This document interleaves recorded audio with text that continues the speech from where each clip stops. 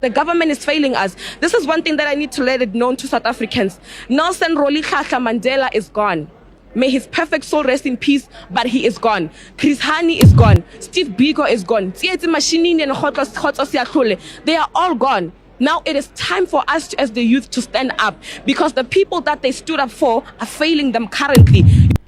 The people that are car guards, running saloons, are taking our jobs. He's saying it can't be true. African governments should not pay attention to xenophobia in South Africa and tribalism in South Africa. All African leaders and presidents must concentrate on taking their people and taking care of them. The government is failing us. This is one thing that I need to let it known to South Africans. Nelson Rolihlahla Mandela is gone. May his perfect soul rest in peace, but he is gone. Chris Hani is gone. Steve Biko is gone. Tsietsi Mashinini and Khotso Siyahlule, they are all gone. Now it is time for us as the youth to stand up, because the people that they stood up for are failing them currently. You know, I'm very disappointed in the of the head of state of this country, because actually Cyril Ramaphosa is the one who seconded the nomination of President Rolihlahla. You know, he trusted him that he would make a difference and a change in this country. But of what is going on right now, as the youth, we are really disappointed. You know, this is not what 70,000 children died for in the Soweto youth uprising. They died for better. They did not die for us to receive the bare minimum and call it quality basic education. They did not die for us to be here. And this, you know, the problems that we're talking about right now is the problems that we face day to day. But why should you spend so much money in calling a national dialogue, while you can take that money and invest it into changing the problems that are faced by this country? That is why I'm saying this is another pep talk. We do not need a dialogue to change the problems that are happening in South Africa. We need an active leadership in South Africa to change the problems that are happening in this country. The people that are car guards, running saloons, are taking our jobs. He's saying it can't be true.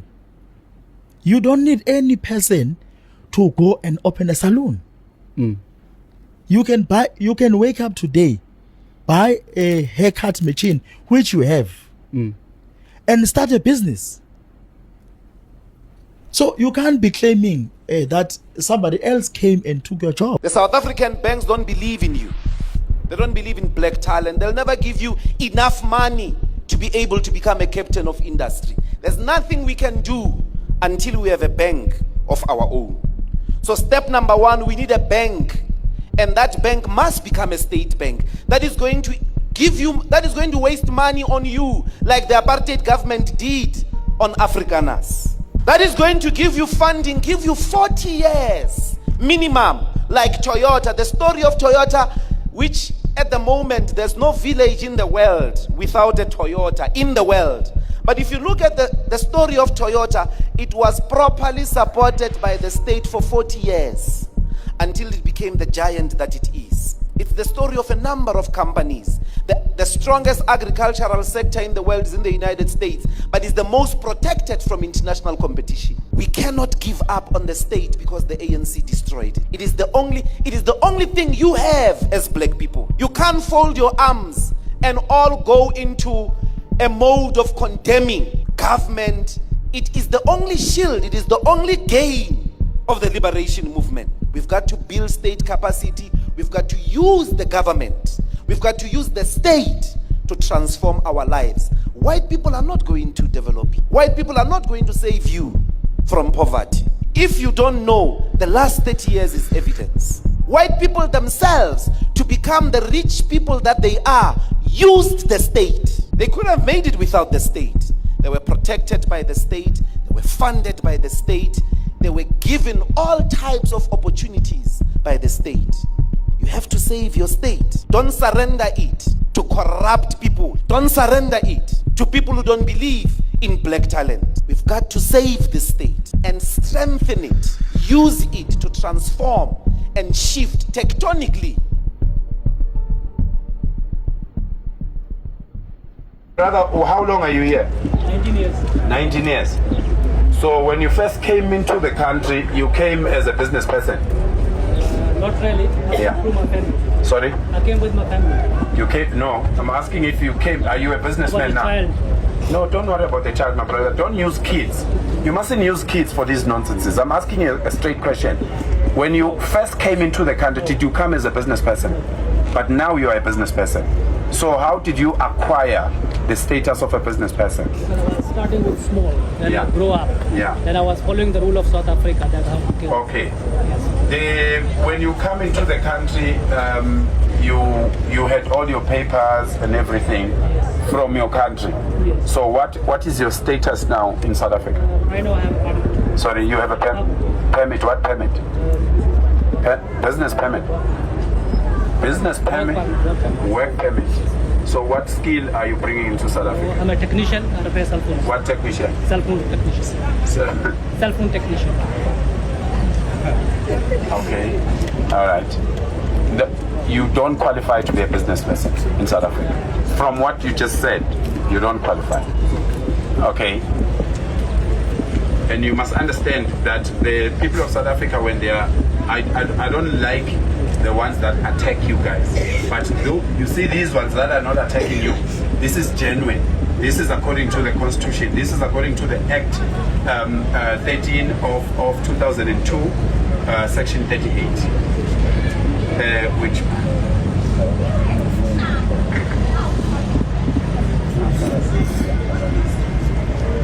Yeah. So we are trying, as leaders, we are trying so hard to work with the police, to work with you guys, to make sure that there is no violence. But your arrogance,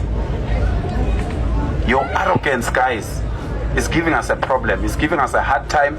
We are not even focused on developing our own people. Now we are focused on trying to protect you and trying to stop these guys from fighting with you. Because the way you guys are disrespecting South Africans, it is something that in your country a South African can't do.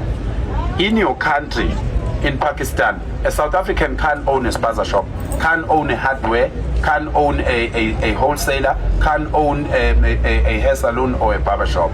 In your country. No such. In your country. They are most welcome. There are some. Hello. I'm talking about Pakistan. I'm talking about Pakistan. There are some. Yeah. They have a businesses. They are most welcome. I am telling you because we have access to your laws. There are businesses that are reserved for the local. In any country. Let's say in your country they allow that. In South Africa it's not allowed. Now, with what we are doing and trying so hard in keeping peace amongst us as people, because besides being a Pakistan and me as a South African, we are human beings. We are all from God. Okay? But there are laws for this country that are very clear about these small businesses. When are you guys going to respect that and make way for South Africans to do businesses? You are 19 years here in South Africa. How long are you doing business? Almost 12, 13 years. 12, 13 years. Do you know about social responsibility for companies? Are you aware of that? What does that mean? So we are complying with all the South African Yeah, laws. no, but I'm asking specifically for this one. Maybe I'm lack of knowledge of that. You see, that is the problem. You see, that is African the problem. governments should not pay attention to xenophobia in South Africa and tribalism in South Africa. All African leaders and presidents must concentrate on taking their people and taking care of them, because they are not taking care of their people. They are elected in positions.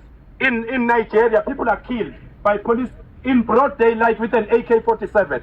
That is xenophobia. That is tribalism. When a policeman arrests a person, put him on the ground and shoot him, that is brutality. We are not brutal in South Africa. We are saying we want to fix our system.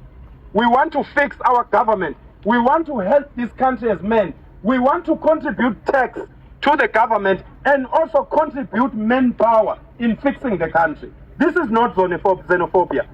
People, and let's say we are xenophobic in South Africa, why a foreigner would want to stay in a country that is xenophobic? Why, if we are xenophobic in South Africa, why the foreigners are still complaining instead of going back to their countries? By 30 June, every foreigner in South Africa must go back to their country, and we don't need them here anymore.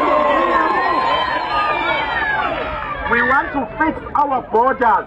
We simply want to fix the systems in the country. We want to fix home affairs. We want to fix the police system. We want to fix the Navy. We want to fix the SANDF, because all those departments of government are non-functional because of leaders, not because the police don't want to work. Amaphoyisa nanka niyawabona phambi kwethu anomoya omuhle kithi, sisebenza nawo every day, ayizakhamizi amaphoyisa. Nawo ade sihamba nawo la empangeni. Akekho umuntu ngaphandle kwaloya osidelelile. Akekho omunye oke wasidelela phakathi kwabafowethu la.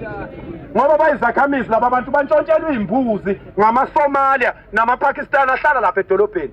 Uma iphoyisa lephoyisa linomsebenzi, alihambe liyokhuthuza laba abantu abadla imbuzi zabantu lapha.